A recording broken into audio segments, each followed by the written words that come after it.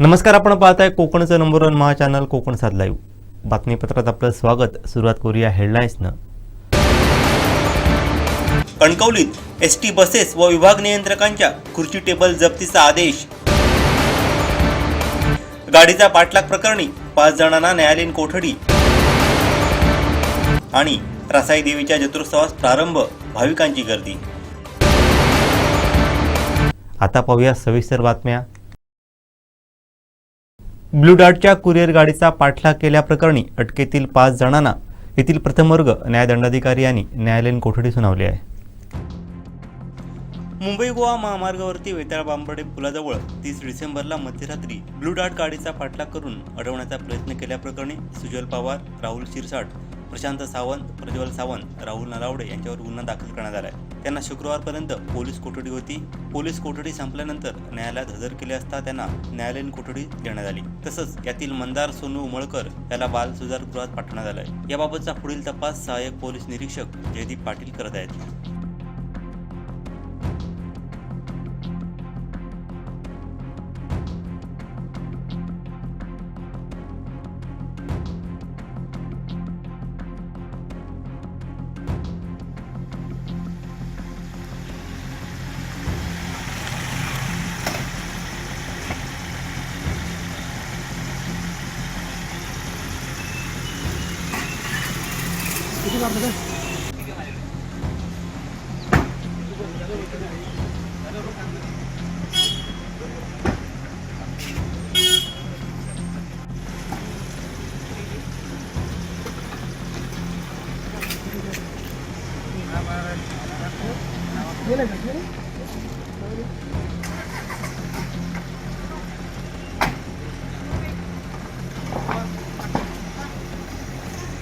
महाराष्ट्र गोवा सीमेवरील बांदा गावच्या प्रवेशद्वारावरती एकच नारा अशा आशयाचे बॅनर लावण्यात आले असून कोकणचे नेते, माजी केंद्रीय मंत्री, माजी मुख्यमंत्री तथा खासदार नारायण राणे यांचा फोटो या बॅनरवर आहे.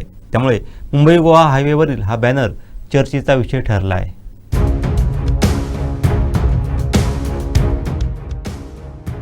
या बॅनरवर एकच नारा असा आशय लिहित ना म्हणजे नारायण तर रा अर्थात राणे असं संबोधलं गेलं आहे. गेली 4 दशकं नारायण राणेंचं सिंधुदुर्ग जिल्ह्यात एकाती वर्चस्व राहिलं आहे.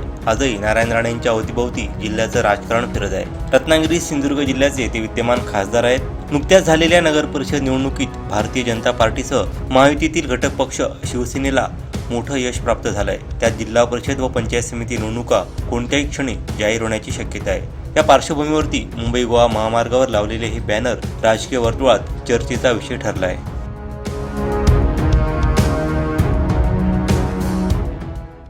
वैभववाडी तालुक्यातील आचरणे गावच्या श्री रासाई देवीचा वार्षिक जत्रोत्सव आज संपन्न होत आहे.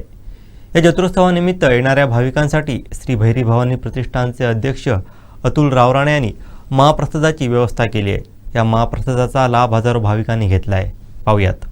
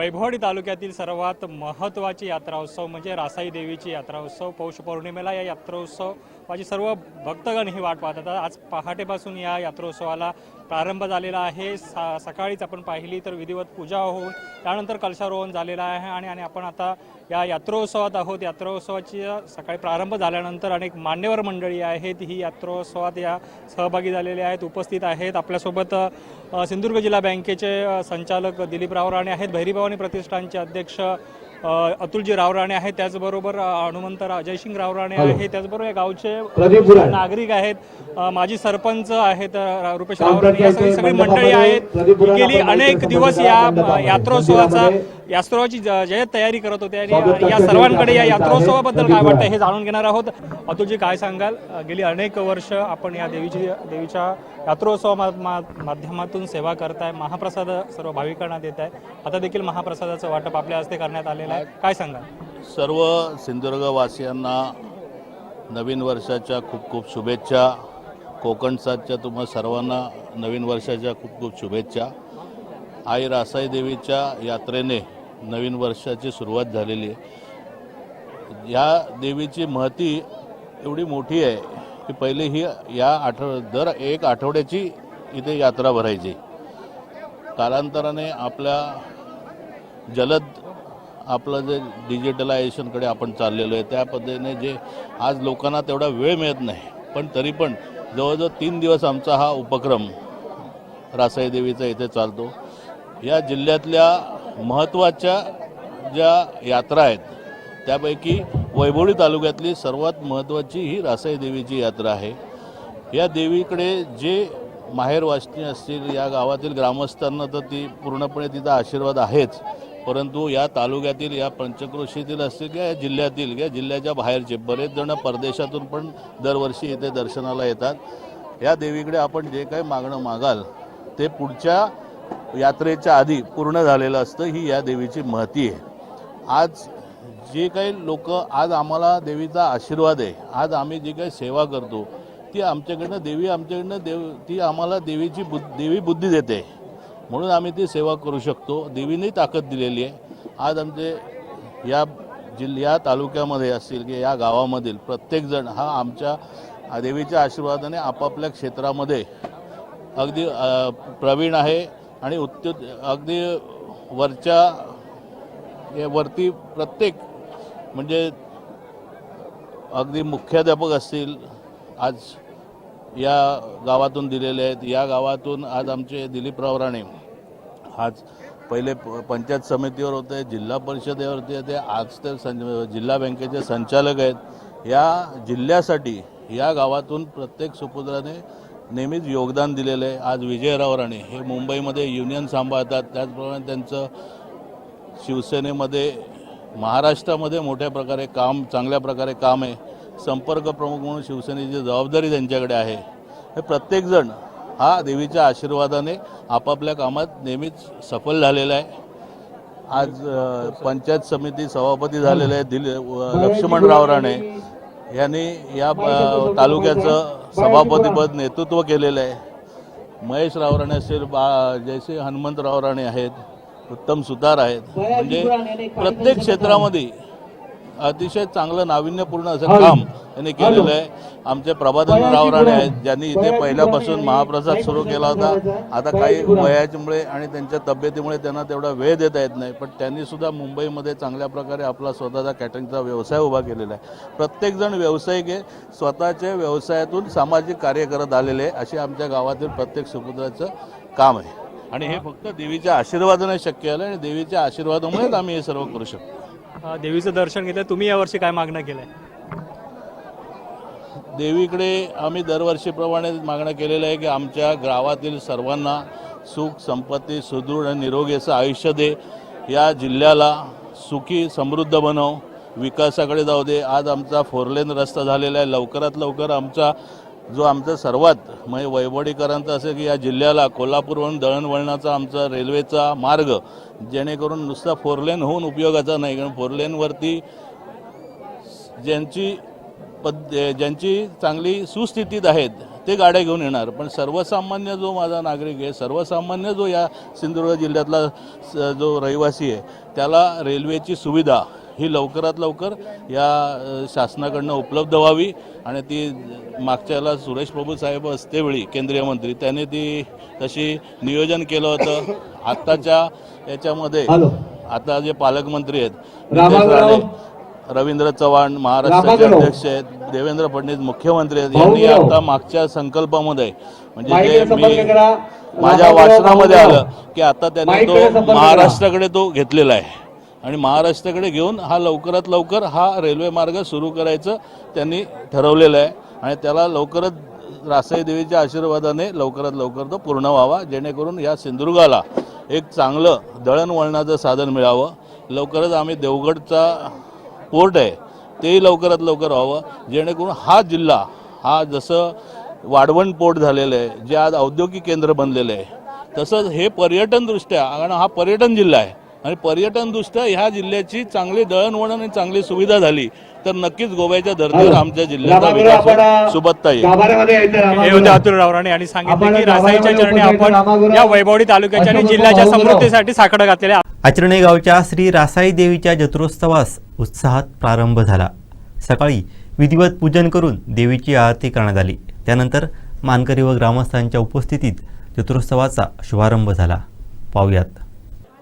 वैभववाडी तालुक्यातील सर्वात महत्त्वाची यात्रा उत्सव म्हणजे रासाई देवीची यात्रा उत्सव. पौष पौर्णिमेला या यात्रोत्सवाची सर्व भक्तगण ही वाट पाहत होतात. आज पहाटेपासून या यात्रोत्सवाला प्रारंभ झालेला आहे. सकाळीच आपण पाहिली तर विधिवत पूजा होऊन त्यानंतर कलशारोहण झालेलं आहे आणि आपण आता या यात्रोत्सवात आहोत. यात्रोत्सवाची सकाळी प्रारंभ झाल्यानंतर अनेक मान्यवर मंडळी आहेत ही यात्रोत्सवात या सहभागी झालेले आहेत, उपस्थित आहेत. आपल्यासोबत सिंधुदुर्ग जिल्हा बँकेचे संचालक दिलीप रावराणे आहेत, भैरीभवानी प्रतिष्ठानचे अध्यक्ष अतुलजी रावराणे आहेत, त्याचबरोबर हनुमंत जयसिंग रावराणे आहेत, त्याचबरोबर या गावचे नागरिक आहेत, माजी सरपंच आहेत रुपेश रावराणे, या सगळी मंडळी आहेत. गेली अनेक दिवस या यात्रोत्सवाची जय्यत तयारी करत होते आणि या सर्वांकडे या यात्रोत्सवाबद्दल काय वाटतं हे जाणून घेणार आहोत. मुंबईवरून आलेले आहेत विजय रावराणे. विजयजी, काय सांगाल, यात्रोत्सवाला प्रारंभ झालाय, या देवीची कशी महती आहे आणि काय सांगाल या यात्रोत्सवाबद्दल? दरवर्षी पौष पौर्णिमेला यात्रा रासाई देवीची यात्रा या ठिकाणी संपन्न होते आणि या वैभववाडी तालुक्यातील 37 गावांमध्ये सर्वात मोठी यात्रा आणि या कोकणामध्ये अंगणेवाडी नंतर ज्या यात्रेचा नंबर लागतो ती ही यात्रा आहे. लाखो भाविक या ठिकाणी दरवर्षी नवसाला पावते म्हणून या ठिकाणी येतात, दर्शन घेतात, माहेर वाचणे असतात, पाहुणे मंडळी असतात. त्यामुळे या यात्रेचं स्वरूप एक मोठं भलं भक्कम असं स्वरूप येतं आणि या ठिकाणची जी स्थानिक मंडळी आहेत आमची मुंबईवरनं तर येतातच, पण स्थानिक मंडळी आहेत त्या यात्रेची पूर्वतयारी करण्यासाठी 8-10 दिवस पूर्वतयारी करण्यासाठी घेतात आणि या ठिकाणी महाप्रसादाचं आयोजन केलं जातं, विविध स्पर्धांचं आयोजन केलं जातं. सालाबादप्रमाणे अतुलजी रावराणे हे जवळजवळ या ठिकाणी महाप्रसादाला 20 ते 25 हजार पब्लिक महाप्रसाद घेतं. त्याचबरोबर ग्रुप डान्स स्पर्धा असते, जिल्हास्तरीय वेगवेगळ्या स्पर्धा असतात आणि त्यामुळे या यात्रेचा एक तालुक्यातच नव्हे तर जिल्ह्यामध्ये एक चांगलं असं नाव आहे, गौरव आहे आणि त्या पद्धतीने आमचे कार्यकर्ते सर्व प्रकारची जबाबदारी वाटून घेतात आणि आमची यात्रा चांगल्या उत्साहात संपन्न होते. आता आपल्यासोबत आहे जिल्हा बँकेचे संचालक दिलीपजी रावराणे. गेली अनेक वर्षे या गावचा कारभार पाहतात, वेगवेगळ्या विविध क्षेत्रात त्यांनी काम केलेलं आहे, मोठं योगदान गावच्या प्रगतीत आहेत. काय सांगाल दिलीपजी, यात्रा होते, यात्रा सकाळपासून यात्रोत्सवाला प्रारंभ झाला आहे, यात्रेचं जे आता स्वरूप आहे ते कालानुरूप बदलत चाललं आहे. या यात्रोत्सवात अनेक भाविक येत आहेत, म्हणजे जिल्ह्यातील असेल अगदी पर देशातून देखील मोठ्या प्रमाणावर भाविक येत आहेत. त्याचं नियोजन तुम्ही सर्व गावकरी मंडळी करतायत, कसं सांगाल या यात्रोत्सवाकडे तुम्ही काय सांगाल? सिंधुदुर्ग जिल्ह्यातील 3 नंबरची यात्रा ही आईदेवी रासाईची सालावतप्रमाणे भरत असते.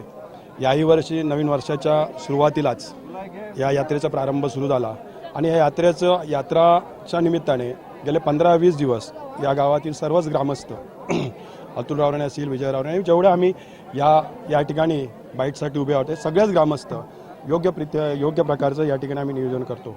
त्यातलाच एक भाग म्हणून सकाळी देवीची महापूजा झाली, तदनंतर महाप्रसाद, त्याच्यानंतर ढोलवाद्य असे विविध कार्यक्रम, सांस्कृतिक कार्यक्रम या ठिकाणी केले जातात. यात्रा ही आई रासाईची यात्रा ही पंचक्रोशीतील म्हणण्यापेक्षा महाराष्ट्र, महाराष्ट्र, कर्नाटक, अन्य राज्यातून भाविक या यात्रेनिमित्त या ठिकाणी येतात. आई रासाईच्या नावातच रास आहे, त्यामुळे प्रत्येक भाविकाला पावणारी रासाई या ठिकाणी भक्तगण तिचा आशीर्वाद घेण्यासाठी आज आवर्जून उपस्थित राहतात आणि आईकडे साकडं करतात की जे ते मागतात ते पुढच्या वर्षीप्रमाणे पुढच्या वर्षीच्या यात्रेच्या अगोदर त्यांच्या सगळ्या मागण्या पूर्ण करते.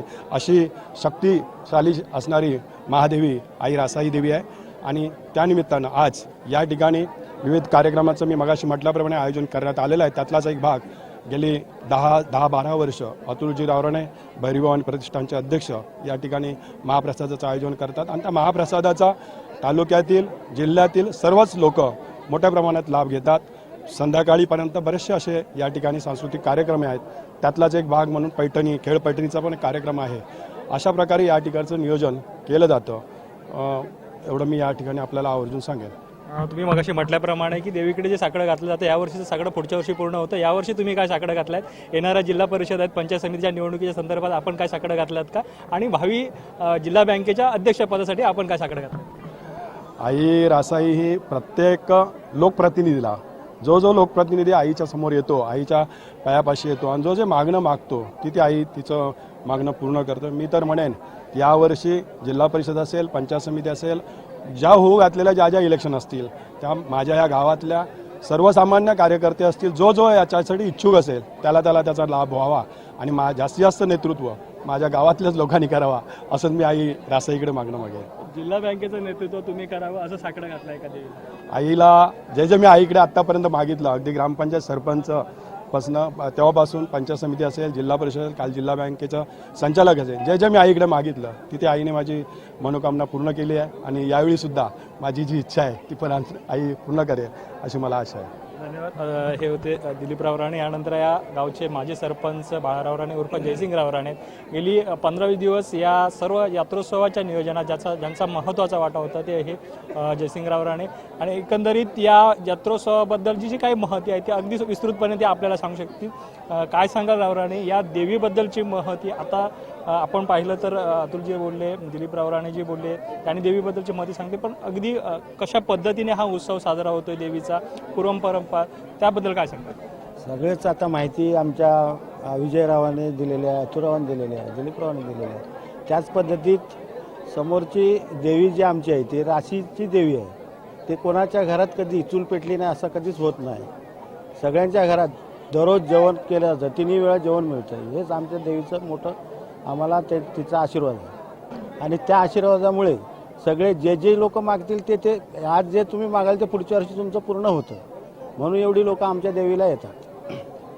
यात्रोत्सवाची कशी कहाणी आहे, कशी महती आहे, त्याबद्दल थोडक्यात माहिती? यात्रोत्सवाची माहिती म्हणजे आता तसं बघायला गेलं तर 15 दिवस आमचे संपूर्ण नागरिक, आमच्या गावातले ग्रामस्थ, सरपंच, आपले गावचे मोठे लोक, मान्यवर लोक इथे मार्गदर्शन जसं करतात तसं पद्धतीने हे कार्यक्रम ठरविला जातो आणि त्या पद्धतीने कार्यक्रम असतो. आमच्याकडे लहान मुलांपासून तर वयोवृद्धांपर्यंत सगळेजण कार्यक्रमात भाग घेतात. त्यामुळे सक्सेस आम्ही कार्यक्रम करू शकतो.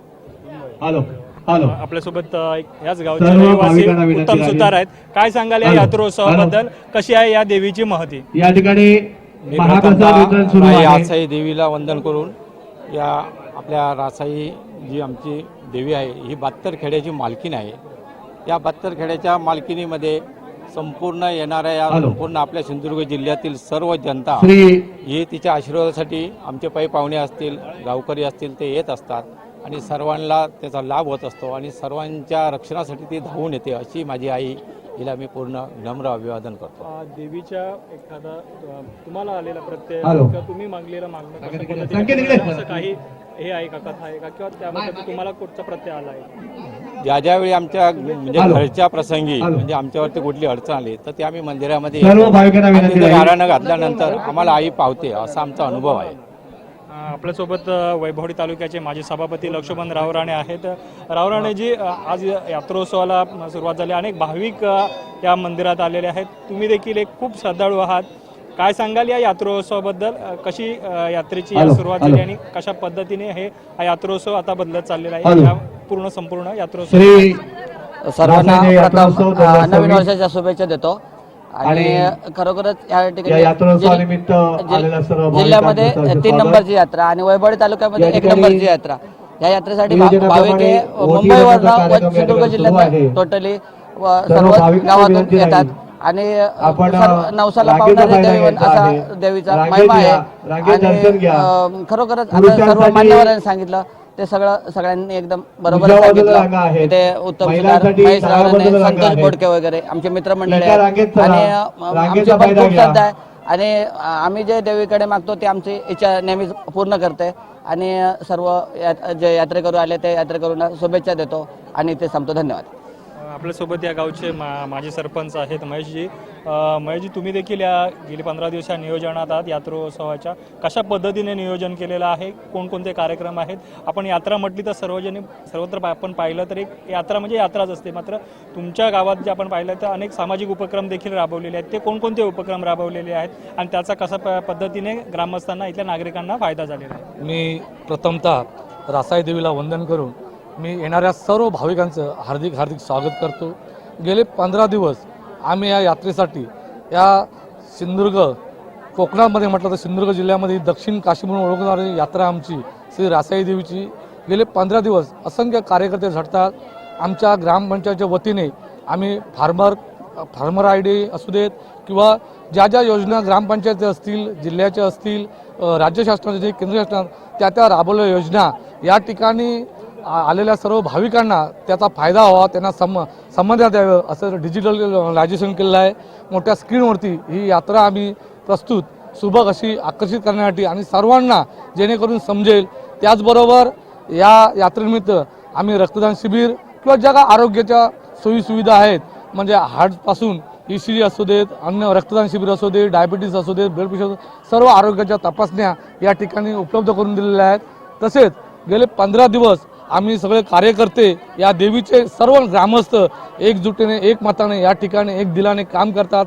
या ठिकाणी खरोखर मला आनंद आहे की आमचा हा एकोपा गावचा हा या जिल्ह्यातच नव्हे या महाराष्ट्रामध्ये ही यात्रा एक उंचीवरती नेऊन ठेवतात. याला माझं समाधान आहे आणि मला आनंद वाटतो. धन्यवाद रावराणेजी. हॅलो, आपण हॅलो. पाहिलं तर मंदिर इथे परिसरामध्ये गावचे ग्रामस्थ संतोष ज्या गाड्या आहेत, पार्किंग संतोषजी, केलेल्या आहेत, या सर्व काही गाड्या गावात अनेक योग्य वेगवेगळे ठिकाणी सामाजिक पार्किंग उपक्रम करा. राबवतात. संतोषजी, काय सांगाल या सर्व यात्रोत्सवात? भक्तगणांना विनंती राहील मंदिर परिसरामध्ये ज्या गाड्यांचं पार्किंग आहे योग्य ठिकाणी पार्किंग करा. महाराष्ट्रामध्ये हा एक दिवस मंदिर परिसरामध्ये कोणीही गाडी आणू नये याची नोंद घ्या. ही प्रत्येक सर्व भक्तगणांनी प्रत्येक रांगेत दर्शन घ्यायचं आहे. सर्व भक्तगण जो मॉप असतो तो हा दर्शन रांगेत घ्या. महाराष्ट्रामध्ये आणि तसंच कोणी गर्दी करू नये. या पंचक्रोशीतली एकमेव जत्रा अशी मानली जाते की पूर्ण अशी गर्दी असते. कारण रासाई देवी ही संपूर्ण ह्या एरियाला मानली जाते आणि तिचे आराध्य दैवत असंच आहे की कुठल्याही जिल्ह्यामध्ये जरी गेलं तरी नाव हे रासाई देवी हे मानलं जातं आणि आचरणे गावाचं नाव येतं त्याच्यामध्ये. कारण काही सुविधा असतील, लोकांच्या ह्या असतील, समाजसेवा असतील आणि आचरणे गावचे सर्व कार्यकर्ते एकजुटीने दरवर्षीप्रमाणे हे काम चांगल्या पद्धतीत पार पाडलं जातं. चांगल्या पद्धतीत तसंच येणाऱ्या भाविकांची चांगल्या पद्धतीत उठाबस केली जाते. त्यांचे देवीचे वटी भरणे असेल, दर्शन असेल, दुसरी गोष्ट काही उपक्रम असतील, खेळपैठणी असतील, या सगळे प्रकार आचरणे गावामध्ये ह्या यात्रेनिमित्त लोकांपर्यंत पोहोचवले जातात आणि ते पूर्ण जिल्ह्यामध्ये असं त्याचं नाव होतं. असं येणाऱ्या भाविकांना मी सर्वांना शुभेच्छा देतो आणि मी 2 शब्द सांगतो. आपण पाहिलं तर यात्रोत्सवाला सुरुवात झालेली आहेत. अनेक भाविक आहेत हे या मंदिरात दाखल होत आहे. सकाळपासून आपण पाहिलं तर प्रथमतः देवीची पूजा करण्यात आली आहे, त्यानंतर कलशारोहण, आरती झालेली आहे. आत्ता महाप्रसादाला सुरुवात झालेली आहे. अनेक हजारो भाविक आहेत ते ह्या महाप्रसादाच्या रांगेत उभे आहेत आणि विविध उपक्रम आहेत ते यात्रोत्सवाच्या निमित्ताने केलेले आहेत. त्यामध्ये आपण पाहिलं तर कृषी विभागाच्या वतीने फार्मर आय डीचं इथे आयोजन करण्यात आलेलं होतं. विविध शेतकऱ्यांना ते फार्मर आय डी काढून देण्याचं काम करण्यात आलं होतं. त्याचबरोबर आरोग्य विभाग असेल, ग्रामपंचायत असेल, स्थानिक ग्रामपंचायत यांच्या वतीने आरोग्य तपासणी होती. त्याचबरोबर रक्तदान शिबिराचं आयोजन देखील या निमित्ताने करण्यात आलेलं आहे. अनेक तरुण मंडळी आहेत ते या यात्रोत्सवाच्या निमित्ताने रक्तदान शिबिरात सहभागी झालेले होते. अशा प्रकारे विविध सामाजिक उपक्रमांनी हा देवीचा उत्सव साजरा केला जात आहे. इकडे आपण पाहिलं तर धार्मिक उत्सवासोबत पारंपरिक उत्सव जे आहेत ते देखील ते साजरे होतात. त्याचबरोबर सामाजिक उपक्रमांनी हा जत्रोत्सव साजरा होत आहेत. आता आपण पाहिलं तर जत्रोत्सवाचा मध्याह्न झालेला आहे. अजून उर्वरित जे कार्यक्रम आहेत आहेत ते सायंकाळी होणार आहेत. वेगवेगळे जे कार्यक्रम आहेत, महिलांसाठी खेळ पैठणीचा असेल, त्यानंतर गीत गायनाचा कार्यक्रम आहे, जिल्हास्तरीय रेकॉर्डॉन स्पर्धा आहे, त्याचबरोबर दशावतार नाटक देखील, असे विविध कार्यक्रम अजून होणं बाकी आहे. तुर्तास आपण आता हा दुपारच्या कालावधीपर्यंत पाहिलं तर अर्धी जत्रोत्सवाचा अर्धा वेळ आहे तो आता संपत आलेला असताना सुद्धा मग भाविकांची जी गर्दी आहे ती भाविकांची गर्दी वाढत आहेत. हजारोच्या संख्येने भाविक आहेत ते मंदिरात दाखल होत आणि या भाविकांना देवीचं दर्शन घेण्यासाठी देवस्थान उपसमितीच्या वतीने योग्य नियोजन करण्यात आलेलं आहे. त्याचबरोबर येथील स्थानिक ग्रामस्थांना येणाऱ्या भाविकांना महाप्रसाद असेल, प्रसादाचं वाटप देखील पद्धतीने काटेकोरपणे नियोजन आहे ते या ग्रामस्थांकडून करण्यात येत आहे.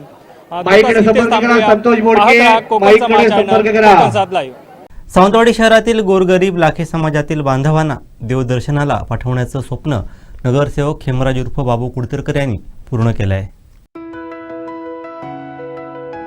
सावंतवाडी शहरातील गोरगरीब लाखे समाजातील बांधवांना देवदर्शनाला पाठवण्याचं स्वप्न नगरसेवक हेमराज उर्फ बाबू कुडतरकर यांनी पूर्ण केलंय. माजी मंत्री आमदार दीपक केसरकर यांच्या संकल्पनेतून राज्यातील महत्त्वाच्या धार्मिक स्थळांना भेटी दिल्या जाणार आहेत. आज 2 लक्झरी बस या देवदर्शनासाठी रवाना झाल्या आहेत. अक्कलकोट, पंढरपूर, तुळजापूर, बाळूमामा, कोल्हापूर, महालक्ष्मी दर्शनासाठी लाखे बांधव निघाले आहेत.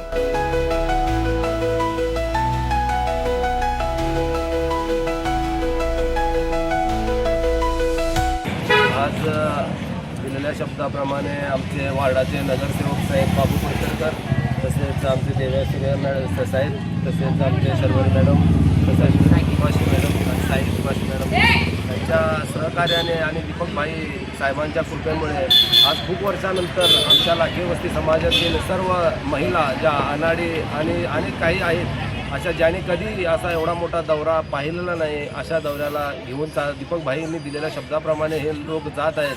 तर उपळकरच्या कृपेने आणि आणि निवडून आलेल्या सहकार्यांच्या कृपेने आज आमच्या लाखे वस्तीतील एक प्रकारचं एक आनंदाचंच वातावरण आहे. तर रोज भागमभाग करणारी आमची लोकसंख्या आहे आणि रोज उठून पोटाच्या मागे धावणारी लोकसंख्या आहे आणि आज 3-4 दिवसाच्या प्रवासाला जात आहे आणि हे सर्व आमच्या दीपकभाईच्या कृपेमुळे आणि बाबू कुडतरकर साहेबांच्या आमचे वार्डाचे नगरसेवक यांच्या कृपेमुळे झालेलं आहे. तर यांचं आणि तसंच आमचे जिल्हाध्यक्ष संजू परब साहेब यांच्या कृपेमुळे झालेलं आहे. तसंच असंच आमचं लाखे समाजाचं येणाऱ्या काळामध्ये देखील दीपकभाईच्या साहेबांच्याच पाठीशी आमचा लाखे समाज असणार आहे आणि आमचं सर्व बहुमत हे दीपकभाई केसरकर यांच्याबरोबरच असणार आहे. एवढं सांगून मी माझे शब्द पूर्ण करतो. सेंट्रल इंग्लिश स्कूल या प्रशालेत छोट्या उद्योजकांची मोठी खाद्यजत्रा हा नाविन्यपूर्ण उपक्रम उत्साहात संपन्न झाला. कार्यक्रमाचं उद्घाटन पालक शिक्षक कार्यकारिणी समितीच्या उपाध्यक्षा शाहिना बक्कर यांच्या हस्ते करण्यात आलं. यावेळी पालक शिक्षक कार्यकारिणी समितीचे सर्व पदाधिकारी उपस्थित होते. प्रशालेतील KG विभाग व इयत्ता 1ली ते 10वी या वर्गातील विद्यार्थ्यांनी अतिशय उत्साहानं या उपक्रमात विविध चविष्ट पदार्थांची विक्री केली.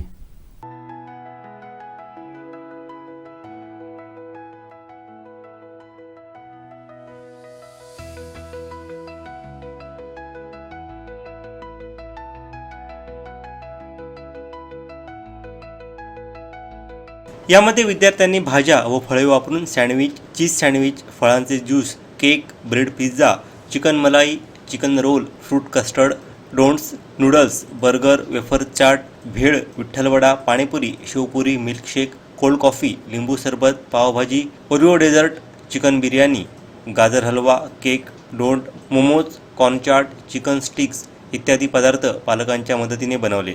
तसंच विद्यार्थ्यांनी या पदार्थांची सुंदर सजावट करून अतिशय चांगल्या प्रकारे त्यांचे सादरीकरण केलं. प्रशालेने राबवलेल्या या उपक्रमामुळे विद्यार्थ्यांच्या व्यवहार ज्ञानात भर पडण्यास मदत झाली. पालकांच्या आणि विद्यार्थ्यांच्या पाककला कौशल्याला प्रोत्साहन देण्यासाठी प्रशालेनं व्यासपीठ उपलब्ध करून दिलं. याचं पालकांकडून विशेष कौतुक होत आहे.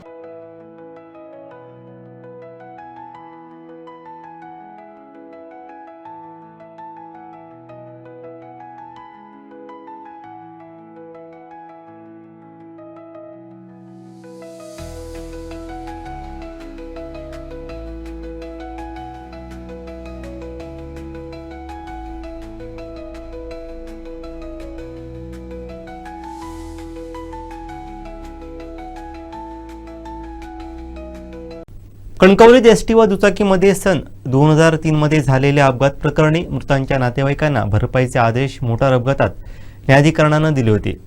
सदरच्या आदेशाविरुद्ध राष्ट्रीय परिवहन महामंडळानं उच्च न्यायालयात केलेले अपील काढून टाकल्यानं जिल्हा न्यायालयात 1,02,79,447 रुपये भरपाईपोटी ॲडव्होकेट उमेश सावंत यांच्या वतीने वसुली दरखास्त दाखल करण्यात आली. या संदर्भात अधिक माहिती दिली आहे आमचे कणकवली प्रतिनिधी उमेश बुचडे यांनी. पाहूयात.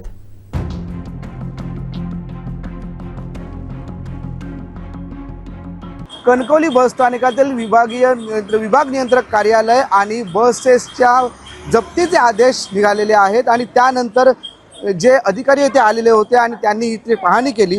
कणकवली एसटी व दुचाकीमध्ये सन 2003 मध्ये झालेल्या अपघात प्रकरणी मृतांच्या नातेवाईकांना भरपाईचे आदेश मोटार अपघात न्यायाधीशाने दिले होते.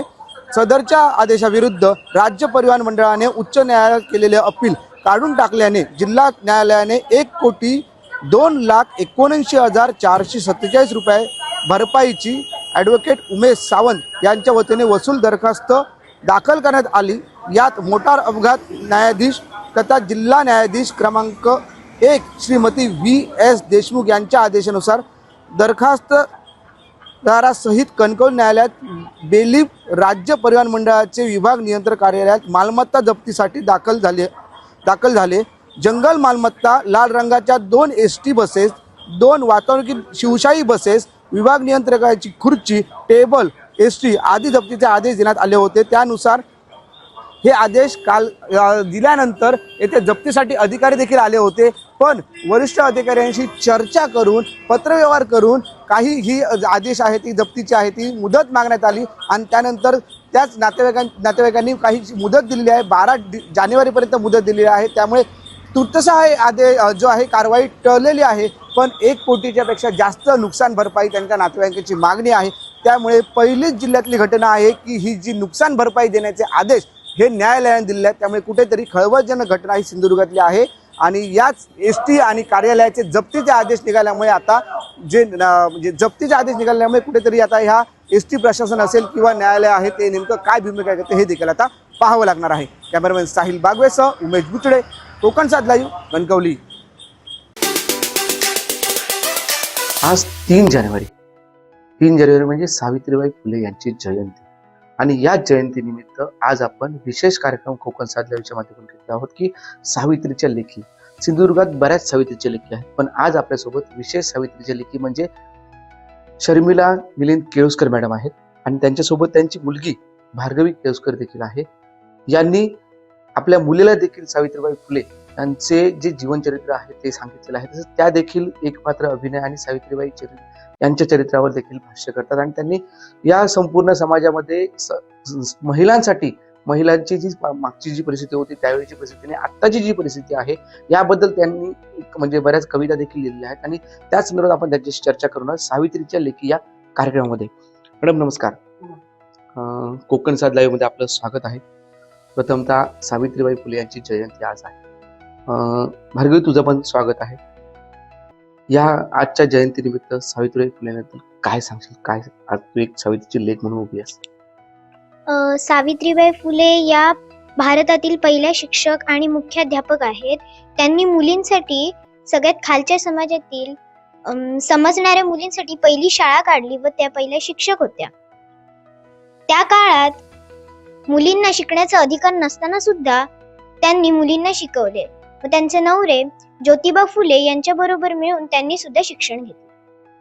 त्यावेळीची स्त्री सावित्रीबाई फुले यांनी खस्ता खाल्ल्या समाजासाठी म्हणजे विविध घटकांच्या साठी शाळा काढल्या. आजची स्त्री आहे त्याच्याबद्दल काय सांगशील? आजच्या स्त्रिया असतात त्या जॉब करतात नवनवीन आणि संसार चालवतात त्यांचा आणि प्रत्येक स्त्रीने सक्षम असलं पाहिजे. निश्चितच भार्गवीने सांगितले सक्षम असलं पाहिजे. मी मॅडमकडे जाणार. मॅडम, आजची जी स्त्री आहे आणि त्यावेळची स्त्री सावित्रीबाई फुले यांनी खूप खस्ता खाल्ल्या, प्रत्येक समाजाला शिक्षण देण्याचा प्रयत्न केला. त्यावेळची स्त्री सक्षम होण्यासाठी त्यांनी दगड, शेण, माती, शिव्या हे देखील केले. काय सांगाल त्यावेळची स्त्री आणि आजची स्त्री, सावित्रीची लेख बनून तुम्ही आमच्या या कोकण सातच्या लाईव्हच्या माध्यमातून सांगता? खरं तर पहिल्यांदा स्त्री बंधनात होती हे थोडंसं इतिहास जर आपण चाळला तर भारतातली स्त्री ही जगातील प्रत्येक स्त्रीपेक्षा सक्षम होती. कारण आपण सावित्रीबाई फुलेंच्या आधीचा जर इतिहास पाहिला तर आपण जिजाबाईंचं कर्तृत्व पाहिलेलं आहे की जिजाबाई या एक महिला राजकारणी होत्या आणि राज्य चालवण्याचं अतिशय उत्तम कार्य जिजाबाईंनी केलेलं आहे. म्हणजे स्त्री बंधनात होती असं म्हणणं थोडंसं चुकीचं आणि वावगं ठरेल. कालांतराने काय झालं की भारताला सोन्याची चिडिया असं म्हणजे सोने की चिडिया असं म्हटलं जातं आणि त्यामुळे भारताकडे अनेक शत्रू पक्षांचं लक्ष वेधलं गेलं आणि त्यामुळे सातत्याने भारताच्या संपत्ती आणि नैसर्गिक संपत्तीचा उपभोग घेण्यासाठी परकीय आक्रमणं होत राहिली. आणि या परकीय आक्रमणामध्ये सगळ्यात जास्त टार्गेटेड जी झाली ती म्हणजे भारतातील महिला. आणि मग तिच्या सुरक्षेच्या दृष्टीने समाजाने काही बंधनं तिच्यावरती लादली. खरं तर ती बंधनं नसून त्या काही मर्यादा लादल्या गेल्या, पण कालांतराने ओघाने त्या मर्यादांचं बंधनांमध्ये रूपांतरण झालं आणि कधी ते साखळदंड झाले स्त्रीच्या पायातले, हे त्या स्त्रीला आणि समाजाला सुद्धा कळलं नाही. आणि अशा परिस्थितीमध्ये एक स्त्री जी केवळ म्हणजे आपण असं म्हणतो की प्रत्येक पुरुषाच्या मागे स्त्री असते, पण सावित्रीबाईंच्या मागे एक भक्कम पुरुष उभा होता आणि त्या पुरुषामुळे ती स्त्री शिकली. एवढंच नव्हे तर शिकल्यानंतर फक्त तिने ते शिक्षण स्वतःपुरतीच सीमित ठेवलं नाही, तर समाजातील तळागाळातील म्हणजे त्यावेळी काही ब्राह्मणांच्या मुली शिकत होत्या, पण त्या फक्त घरगुती ज्याला आपण होम सायन्स आताच जे ज्याला आपण होम सायन्स एज्युकेशन म्हणतो ते त्यावेळी शिकत होत्या. ब्राह्मण स्त्रिया शिकत होत्या, पण तळागाळातील स्त्रियांना मात्र त्याचा अधिकार समाजाने नाकारला होता. काही उच्च शिक्षित समाजाने किंवा उच्चभ्रू ज्यांना आपण म्हणतो त्यांनी नाकारला होता. आणि त्या साखळदंडांना तोडण्याचं अतिशय कठीण काम एका स्त्रीने करणं आणि त्याच्यासाठी एका पुरुषाची साथ तिला लाभणं याच्यासारखं दुसरं आनंददायी आणि प्रेरणादायी गोष्ट माझ्या मते नसावी. खूप त्यावेळी तुम्ही म्हणताय की साखळदंडातून बाहेर काढली.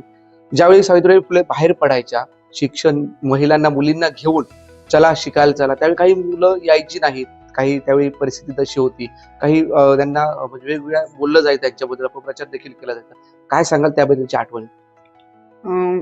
मी एक एकपात्री अभिनय केला होता. त्याच्यामध्ये म्हणजे जेव्हा सावित्रीबाई फुले समाजातील इतर स्त्रियांना म्हणजे मुलींना शिक्षणाचा महत्व पटवून देण्यासाठी जेव्हा बाहेर पडल्या तेव्हा एकतर स्त्रीने शिकावं ही विचारधाराच हा प्रवाहच समाजामध्ये नव्हता आणि त्यामध्ये एखादी स्त्री त्या मुलींना शिकवण्यासाठी धडपड करते हे समाजाला पचण्यासारखं नव्हतं, पटण्यासारखंही नव्हतं आणि पचण्यासारखंही नव्हतं.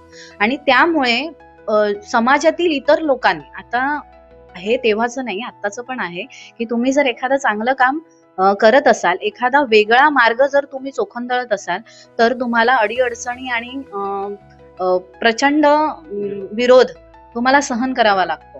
पण तो एका स्त्रीनं त्या काळामध्ये सहन करणं ही स्त्रीत्वाची खरी भक्कम पायरी आहे किंवा तिचा भक्कमपणा आहे. आणि स्त्रीने जर ठरवलं तर ती कोणत्याही काळात कोणत्याही बंधनामध्ये आपलं स्त्रीत्व दाखवून देऊ शकते. हे सावित्रीबाईंच्या त्या वागणुकीवरनं मला जाणवलं. तुम्ही एक कविता सादर केली आहे, त्याच्यातही 2 ओळी या आपल्या लाईव्हच्या माध्यमातून सांगा. मी तर खरं म्हणजे स्त्री कशी बंधनात होती आणि आता आपण आजच्या समाजामध्ये असं म्हणतोय की स्त्री स्वतंत्र झालेली आहे किंवा स्त्री स्वातंत्र्याकडे आपण वाटचाल करत आहोत. सरकारने विविध योजना सुद्धा स्त्रियांसाठी राबवलेल्या आहेत की तळागाळातील नव्हे तर प्रत्येक स्त्री घराच्या बाहेर पडावी, स्वतःच्या पायांवर उभी राहावी. पण जर आपण बारकाईने समाजाकडे लक्ष दिलं तर आपल्याला असं कळेल की स्त्री मुक्ती हा फक्त फलकावर दाखवण्याचा आकडा आहे, अजूनही तो तळागाळातल्या स्त्रियांपर्यंत पोहोचलेला नाहीये. त्यामुळे स्त्री त्या काळातही बंधनात होती. बंधनं वेगळी आहेत, आज ती वेगळी आहेत, पण बंधनं आहेत आणि त्याच्यातनं बाहेर पडण्याचं काम हे फक्त स्त्रीच करू शकते, ती स्वतः करू शकते. किंवा त्या स्त्रियांसाठी एखादी स्त्री पुढाकार घेऊन हे काम करू शकते. आणि त्या अनुषंगाने मी एक कविता केली होती, तिचं नाव आहे ती. त्यातलं मी एक 2 ओळी सांगते की इतिहासाने तुला बांधून ठेवलंय, जखडून ठेवलंय, घातली आहेत बंधनं स्त्रीत्वाची. इतिहासाने तुला जखडून ठेवलंय, घातली आहेत बंधनं स्त्रीत्वाची. शिळाशापेच्या मुक्ततेसाठी गरज मर्यादा पुरुषोत्तमाची. म्हणजे एखाद्या स्त्रीला शापित होण्यासाठी, बाहेर पडण्यासाठी सुद्धा कोणाची गरज आहे, तर एका मर्यादा पुरुषोत्तमाची गरज आहे. त्यामुळे मला असं वाटतं की आजच्या स्त्रियांनी पुरुषांबरोबर स्त्री पुरुष समानता किंवा त्यांच्याबरोबर स्पर्धा करण्यापेक्षा त्या पुरुषा बरोबर साहचर्य, म्हणजे स्त्री पुरुष साहचर्य या भूमिकेतून जर समाज उभारण्याचं काम केलं, कारण स्त्री ही नैसर्गिकरित्या आणि भावनिकरित्या पुरुषांपेक्षा पूर्णतः वेगळी आहे. आणि हे वेगळेपण आपण जपलं पाहिजे, ना की पुरुषांबरोबर आपण बरोबरी केली पाहिजे, स्पर्धा केली पाहिजे. तर हे स्त्रीत्व जपून आपण समाजामध्ये आपला ठसा स्त्री म्हणून कसा उमटवू शकतो आणि स्त्री पुरुष साहचर्यातून, ना की समानतेतून समाज कसा घडवू शकतो, यावर आपण लक्ष केंद्रित केलं पाहिजे समस्त स्त्रियांनी, असं मी स्त्री म्हणजे सावित्रीबाई फुले यांच्या जयंतीनिमित्त हा संदेश देऊ इच्छिते. मी एक प्रश्न विचारतो की त्यावेळी वेगवेगळी बंधनं होती, आता देखील वेगवेगळी बंधनं आहेत असं तुम्ही म्हटलं, नेमकी काय बंधनं असतील आताची? सर, त्यावेळी स्त्रियांना शिक्षणाचा अधिकार नव्हता, पण आता सरकार स्त्रियांच्या शिक्षणासाठी विशेष प्रयत्न करते. जसं की स्त्रियांना मोफत शिक्षण आहे. आता आपण बघितलं तर येण्या जाण्याचा पास आणि ह्या सगळ्या, तुम्हाला जर बिझनेस करायचा असेल, व्यवसाय सुरू करायचा असेल, तर स्त्रियांना विशेष अनुदान आहे. पण इतकं असून सुद्धा आजची स्त्री स्वातंत्र्याच्या दृष्टीनं स्वैराचाराकडे थोडीशी झुकल्यासारखी आपल्या समाजामध्ये आपल्याला आढळून येत आहे. कारण आपण स्पर्धा लावलेली आहे की मी पुरुषापेक्षा कशी श्रेष्ठ आहे. या स्पर्धेतूनच स्त्रियांनी स्वतःवर आधुनिक बंधनं घालून घेतलेली आहेत, जसं की मॉडर्नायझेशन किंवा स्पर्धात्मक युगातून आलेला मानसिक ताण. कारण मुळातच स्त्रीची जी शारीरिक आणि मानसिक आणि वैचारिक जडणघडण आहे ती समाजाचं दुसरं अंग सांभाळण्यासाठी आहे. स्त्री आणि पुरुष हे समाज तयार करण्यासाठी आणि घडवण्यासाठी दोघांच्याही भूमिका वेगवेगळ्या आहेत आणि त्यांचं कार्यही वेगवेगळं आहे. पण आपण काय करतोय, आपण स्पर्धा करतो आणि ही स्पर्धेतून एक मानसिक ताण आपल्याला येतोय, स्ट्रेस येतोय. आणि त्या स्ट्रेस मधून काय होतंय की स्त्रीचं जे स्त्रीत्व आहे ते कुठेतरी नामशेष होण्याच्या मार्गावर आहे आणि स्त्री ही कुठेतरी स्वैराचाराकडे झुकते. हे एक बंधन झालं जे तिने स्वतःवर लादून घेतलेलं आहे. आणि एक बंधन जे मला वाटतंय की स्पर्धा म्हटल्यानंतर दोन्ही बाजूंनी ती खेळली जाते. जसं मी पुरुषाशी स्पर्धा करते तसा पुरुषाला स्वतःचं अस्तित्व दाखवण्यासाठी त्याच्याकडनंही ती स्पर्धा चालू आहे.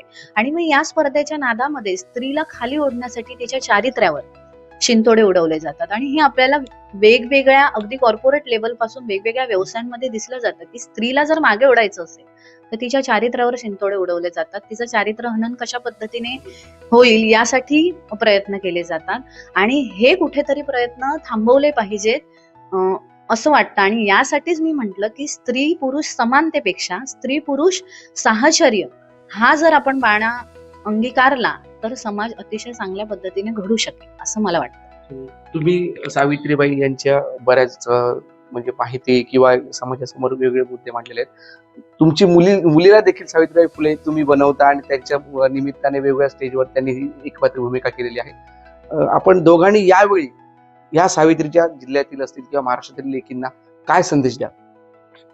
आजच्या स्त्रीने आपलं स्त्रीत्व आणि जे स्त्रीला निसर्गाकडून मिळालेलं आहे मातृत्व, ह्या दोन्ही गोष्टी तिने जपल्या पाहिजेत आणि समाजामध्ये स्त्री म्हणून उभं राहिलं पाहिजे अतिशय खंबीरपणे आणि सक्षमपणे स्वतःच्या पायावर. आणि फक्त स्वतःच्याच नाही तर इतर स्त्रियांचा कशा पद्धतीने आपण उद्धार करू शकू किंवा त्या स्त्रिया कशा पद्धतीने आपल्या पायावरती उभं राहतील आणि त्यासाठी आपली काय भूमिका असली पाहिजे यासाठी प्रत्येक स्त्रीने प्रयत्न केला पाहिजे. तू आता सावित्रीबाई फुले बनलेली आहेस, काय सांगशील आजच्या मुलींना किंवा आजचे जे तुझ्या सोबतीचे मुली असतात त्यांना काय सांगशील? सावित्रीबाई फुलेंसारखं कणखर बनलं पाहिजे. आणि आजकालच्या मुली खूप कणखर नाहीच आहेत. म्हणून कणखर बनलं पाहिजे, स्वावलंबी झालं पाहिजे त्यांनी. आणि दुसऱ्या मुलींना कसं आपण स्वावलंबी बनवू यासाठी आपली कोणती चांगली भूमिका आहे असं त्यांना सांगितलं. निश्चितच या होत्या शर्मिला केळुसकर मॅडम आणि भार्गवी केळुसकर यांनी आपल्याला सांगितलं की कणखर बनलं पाहिजे आणि त्यावेळची सावित्री आणि आत्ताची सावित्रीमध्ये आपण कुठे ना कुठेतरी समाजाचं ज्या महिला आहेत त्यांचा उद्धार केला पाहिजे. उमेश बुजडे, कोकण साध लाईव्ह, कणकवली. महाराष्ट्र पोलीस दलाच्या वर्धापन दिनानिमित्त भव्य कार्यक्रमाचं आयोजन करण्यात आलं होतं. या कार्यक्रमात सिंधुदुर्ग पोलीस दलातील गुन्हेशोधक पथकातील श्वान रॅम्बो यानं सादर केलेल्या चित्थरारक प्रात्यक्षिकाने उपस्थितांची मनं जिंकून राज्यभर त्याचं कौतुक होत आहे. पाहूयात. आणि आता गुन्हेगाराचा शोध घेण्याकरता आलेला आहे शॉन रॅम्बो.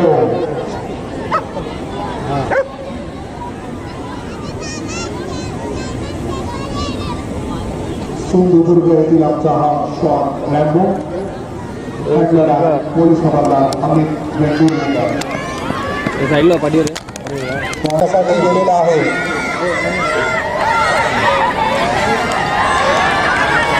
क्या बात आहे. शॉन रॅम्बो आणि आरोपीस शोध घेतलेला आहे. आरोपीस शोधलेला आहे.